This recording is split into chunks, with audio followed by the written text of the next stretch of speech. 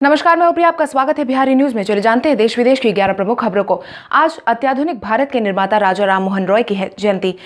भारत की नींव रखने वाले समाज सुधारक के नाम से पहचाने जाने वाले राजा राम मोहन रॉय की आज जयंती है। लगभग 200 साल पहले उन्होंने जिस आधुनिक भारत की नींव रखने की कोशिश की थी, उस दिशा में देश कुछ ही कदम आगे बढ़ पाया है। आधुनिक भारत के निर्माता और भारतीय पुनर्जागरण के पिता कहलाने वाले राजा राम मोहन रॉय की जयंती के मौके पर भारत के कई दिग्गज नेताओं ने उन्हें याद भी किया है। राजा राम मोहन रॉय वही हैं जिन्होंने सती प्रथा का विरोध किया था। उन्होंने महिलाओं के लिए पुरुषों के समान अधिकारों के लिए प्रचार प्रसार किया था, जिसमें उन्होंने पुनर्विवाह का अधिकार और संपत्ति रखने का अधिकार की भी वकालत की थी। राजा राम मोहन रॉय ने समाज को समझने के लिए कई सारे धर्म का अध्ययन भी किया था। साथ ही उन्होंने महिलाओं को शिक्षित करने का अहम योगदान निभाया था। इम्फान से 76 लोगों की गई जान। चक्रवात तूफान से प्रभावित पश्चिम बंगाल और ओडिशा में कुल मिलाकर 76 लोगों की जान चली गई है, जिसके बाद प्रधानमंत्री कार्यालय की तरफ से जारी किए गए जानकारी के अनुसार आज प्रधानमंत्री नरेंद्र मोदी पश्चिम बंगाल और ओडिशा में चक्रवात की स्थिति का जायजा लेंगे, साथ ही हवाई सर्वेक्षण करेंगे और समीक्षा बैठकों में हिस्सा लेंगे। इससे पहले पश्चिम बंगाल के मुख्यमंत्री ममता बनर्जी ने भी अपना बयान जारी करते हुए कहा था कि चक्रवाती तूफान की वजह से राज्य में अब तक 76 लोगों की जान चली गई है। वहीं प्रधानमंत्री ने राज्यों का दौरा करने और स्थिति का जायजा लेने का अनुरोध करती हूं, जिसके बाद प्रधानमंत्री नरेंद्र मोदी ने स्थिति का जायजा लेने का फैसला किया है। आपको बता दें, प्रधानमंत्री नरेंद्र मोदी ने वीडियो कॉन्फ्रेंसिंग के जरिए ही देश के अंदर और अंतर्राष्ट्रीय बैठक में कोविड-19 के इस माहौल में हिस्सा लिया था, मगर आज 57 दिन के बाद एक बार फिर से वो पश्चिम बंगाल ओडिशा के लिए रवाना होंगे।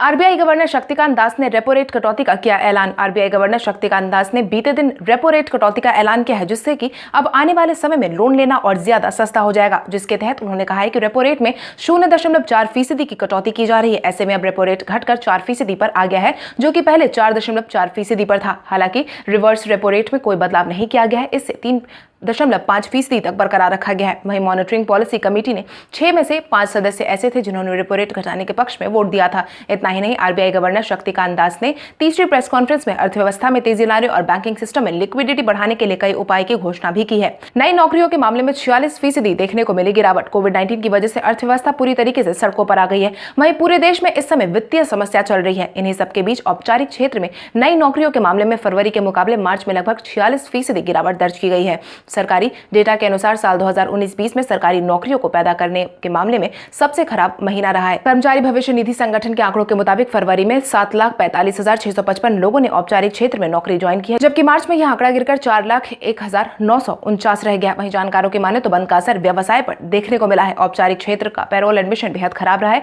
वहीं आने वाले समय में रोजगार पैदा करने में 6 से 8 महीने का वक्त लग सकता है। विशेषज्ञों को मानना है कि रोजगार पैदा करने में महत्वपूर्ण योगदान देने वाले सूक्ष्म, लघु और मध्यम उद्योग सबसे ज्यादा प्रभावित हुए हैं। 25 से घरेलू उड़ानों के लिए टिकट की अधिकतम कीमत हुई तय। ट्रेनों के परिचालन के बाद अब 25 मई से विमानों के उड़ान भी देखने को मिलेगी, जिसकी जानकारी नागरिक उड्डयन मंत्री हरदीप सिंह पुरी ने पहले ही दे दी थी। वहीं उन्होंने हाल ही में किए गए प्रेस कॉन्फ्रेंस में यह भी बताया है कि सभी उड़ानों का किराया यात्रा में लगने वाले समय के हिसाब से तय किया जाएगा, जिसके तहत सभी उड़ानों के लिए तय किए गए किराए को 3 कैटेगरी में रखा गया है। 40 से 60 मिनट की उड़ान के लिए 2500 से 7500 रुपए किराया होगा। 60 से 90 मिनट की उड़ान के लिए 3000 से 9000 रुपए देने होंगे। वहीं 90 से 120 मिनट की उड़ान के लिए 3500 से 10,000 रुपए किराया लगेगा। इसके साथ ही नागरिक उड्डयन मंत्री ने जानकारी साझा करते हुए यह भी बताया है कि फ्लाइट रूट्स को 7 रूट में बांटा गया है, जिसके तहत 40 मिनट से कम की फ्लाइट 40 से 60 मिनट, 40 से 90 मिनट, 90 से 120 मिनट, 120 से 150 मिनट, 150 से 180 मिनट, 180 से 210 मिनट की श्रेणी में फ्लाइट को बांटा गया है। लोकल टू ग्लोबल योजना के तहत देश में बने खादी के मास्क। कोविड-19 की वजह से प्रधानमंत्री नरेंद्र मोदी ने पूरे देश को आत्मनिर्भर होने की सलाह दी थी। वहीं इसके तहत वोकल फॉर लोकल और लोकल टू ग्लोबल योजना के तहत काम करने की अपील भी की गई थी, जिसके बाद अब देश भर में लोकप्रिय खादी के मास्क अब तैयार किए गए हैं, ताकि इसे ग्लोबल मार्केट तक भेजा जाए। विश्व भर में खादी के मास्क को एक्सपोर्ट किया जाएगा। आपको बता दें, 16 मई को वाणिज्य मंत्रालय की तरफ से गैर मेडिकल और गैर सर्जिकल सभी तरह के मास्क के निर्यात पर लगी रोक हटाए जाने के बाद से खादी और ग्रामोद्योग कमीशन ने खादी के मास्क बनाने की शुरुआत कर दी है, जिसकी जानकारी देते हुए खादी ग्राम उद्योग ने बताया है कि 2 और 3 लेयर वाले फेस मास्क बनाए गए हैं। इनमें सूती और सिल्क 2 तरह के खादी इस्तेमाल किए गए हैं। वहीं कोविड-19 के इस दौर में खादी मास्क की मांग में तेजी आई है। देश में अब तक 8 लाख से ज्यादा मास्क बनाने का ऑर्डर मिले हैं। वहीं बंद के बाद 7 लाख मास्क देश भर में सप्लाई किए गए हैं और 7.5 लाख मास्क प्रशासन को बांटे जा चुके हैं। सरकार ने ड्यूटी के बाद क्वारंटाइन सुविधा को खत्म करने का जारी किया आदेश। कोविड-19 के इलाज में लगे डॉक्टरों की क्वारंटाइन सुविधा को समाप्त करने का सरकार ने आदेश जारी कर दिया है, जिसके तहत दिल्ली सरकार ने डॉक्टरों और मेडिकल स्टाफ के लिए ड्यूटी के बाद होटल में ठहरने की व्यवस्था को समाप्त किए जाने करवाने की बात कही है, जिसके बाद सभी डॉक्टरों ने सरकार के इस फैसले का विरोध किया है। डॉक्टरों का कहना है कि कोविड-19 के माहौल में ड्यूटी करने के बाद हम अपने घर कैसे जा सकते हैं, इससे उनके घर वालों में कोविड-19 फैलने की आशंका बढ़ जाती है। हालांकि सभी डॉक्टरों के विरोध को देखते हुए फिलहाल अभी इस आदेश पर 1 सप्ताह के लिए रोक लगा दी गई है। वहीं डॉक्टरों ने यह भी साफ कर दिया है कि जब तक सरकार इस आदेश को पूरी तरह वापस नहीं ले लेती तब तक सभी डॉक्टर्स अपना विरोध जारी रखेंगे। वहीं अस्पताल में ड्यूटी के दौरान हाथ पर काला रिबन बांधकर अपना विरोध करेंगे। भोपाल में दुल्हन मिली कोविड-19 से संक्रमित 35 बारातियों को किया गया आइसोलेट। मध्य प्रदेश की राजधानी भोपाल में एक बारात में दुल्हन में कोविड-19 पॉजिटिव पाए जाने के बाद दुल्हन समेत 35 बारातियों को आइसोलेशन में डाल दिया गया है, जिसकी जानकारी मध्य प्रदेश के गृह एवं स्वास्थ्य मंत्री नरोत्तम मिश्रा ने दी है। जिसके तहत उन्होंने बताया है कि भोपाल के मिस रोड पुलिस थाना इलाके स्थित जाटखेरी में एक नया प्रतिबंधित इलाका बन गया है, जहां पर सदलपुरा गांव की एक बारात आई थी। इस बारात में दुल्हन कोविड-19 से संक्रमित पाई गई है, जिसके बाद शादी समारोह में शामिल हुए 35 लोगों को आइसोलेशन में डाल दिया गया है। वहीं उन्होंने बताया कि शादी में अनुमति से अधिक लोग शामिल हुए थे। वहीं अब बस के लिए भी रोक लगा दी गई है। अगर अनुमति से ज्यादा लोग शादी में शामिल होते हैं तो उनके खिलाफ सख्त से सख्त कदम उठाए जाने की भी बात कही गई है।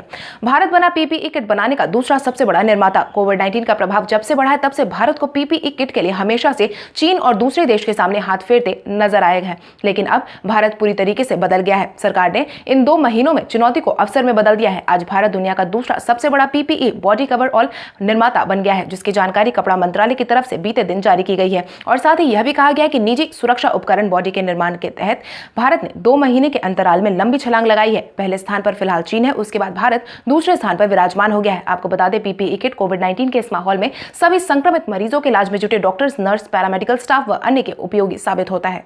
संबित पात्रा ने कांग्रेस को लिया आड़े हाथ। भारतीय जनता पार्टी के राष्ट्रीय प्रवक्ता संबित पात्रा ने बीते दिन राजस्थान की कांग्रेस सरकार की ओर से उत्तर प्रदेश की योगी सरकार को 36 लाख का बिल भेजने के बाद आड़े हाथों लिया है, जिसके तहत उन्होंने ट्वीट करके कहा है कि कोटा से उत्तर प्रदेश में छात्रों को वापस लाते समय यूपी के कुछ बसों की डीजल की आवश्यकता पड़ गई थी, तो आधी रात को दफ्तर खुलवाकर राजस्थान सरकार ने यूपी सरकार से पहले 19 लाख रुपए लिए और उसके बाद बसों को रवाना होने दिया। बाहरे मदद। उसके बाद उन्होंने दूसरे ट्वीट में लिखा कि कोटा में उत्तर प्रदेश के 10,000 छात्र फंसे थे। योगी सरकार ने 560 बसें भेजी। उन्हें लाने के लिए मालूम पड़ा कि 12,000 छात्र हैं। यूपी सरकार ने राजस्थान सरकार से 70 बसों की सहायता ली। प्रियंका वाड्रा ने राजस्थान सरकार ने आज 36 लाख का बिल भेज दिया है। आपको बता दें, राजस्थान राज्य परिवहन ने उत्तर प्रदेश परिवहन को एक पत्र लिखते हुए बिल भुगतान करने की बात कही है। यह बिल कोटा से यूपी लाए गए छात्रों के लिए 70 बसें उपलब्ध करवाने की है, जिसके बाद इस पूरे मामले पर बयानबाजी का सिलसिला शुरू हो गया है। एम्फान की वजह से सौरभ गांगुली के घर पर लगे पेड़ का हुआ बुरा हाल। एम्फान तूफान ने पश्चिम बंगाल और उड़ीसा में काफी ज्यादा बर्बादी की है। पश्चिम बंगाल में इसकी चपेट में आने से 76 लोगों की जान तक चली गई है। वहीं इस तूफान में बीसीसीआई अध्यक्ष सौरभ गांगुली के आवाज से एक आम का पेड़ भी बुरी तरह से प्रभावित हो गया है, जिससे कि हाल ही में सौरभ गांगुली सहारा देते नजर आए हैं, जिसकी तस्वीर उन्होंने खुद अपने सोशल मीडिया हैंडल से शेयर की है, जिसमें साफ तौर पर यह देखा जा सकता है कि सौरभ गांगुली घर की बालकनी से अन्य लोगों के साथ मिलकर पेड़ को सही करने में लगे हुए हैं। वहीं सौरभ गांगुली ने इस फोटो को शेयर करते हुए लिखा कि घर में लगे आम के पेड़ को उठाना पड़ा, वापस खींचा और फिर ठीक किया है। जिसके बाद सौरभ गांगुली की इस तस्वीर पर कमेंट करके प्रशंसकों ने उनकी हिम्मत की सराहना की है। साथ ही फोटो सोशल मीडिया पर काफी तेजी से ट्रेंड भी करने लगा है। तो चलिए बढ़ते हैं आज के सवाल की ओर। आज का सवाल कुछ इस प्रकार है, घरेलू उड़ानों के लिए समयानुसार टिकट की दर फिक्स करने से कितने संतुष्ट है आप? अपने जवाब हमें कमेंट करके जरूर बताएं। इसके साथ ही आज के लिए बस इतना ही। देश विदेश की तमाम बड़ी खबरों से जुड़े रहने के लिए हमारे यूट्यूब चैनल को सब्सक्राइब करें और बेल आइकन दबाना ना भूलें। धन्यवाद।